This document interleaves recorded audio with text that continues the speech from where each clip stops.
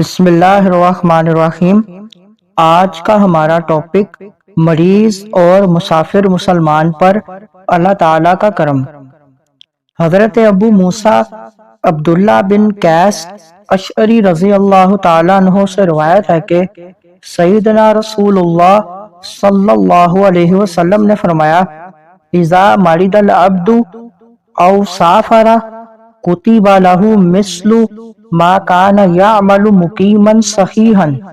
جب کوئی بندہ بیمار ہو یا سفر پہ جائے اور اس وجہ سے نفلی عبادات چھوٹ جائیں تو حالت صحت اور اقامت کی طرح اس کی نفلی نیکیاں لکھی جاتی ہیں۔ اس حدیث مبارک میں اللہ تعالیٰ کے وسیع کرم اور بے انتہا رحمت کا بیان ہے کہ بندہ مومن پابندی کے ساتھ کوئی نیک عمل کرتا ہو، پھر بیماری، معذوری، بڑھاپے یا سفر کی وجہ سے وہ عمل نہ کر سکے تو اللہ تعالیٰ کے فضل سے اس نیکی کا ثواب ملتا رہتا ہے۔ مزید معلومات کے لیے ہمارے چینل کو لائک اینڈ سبسکرائب کریں۔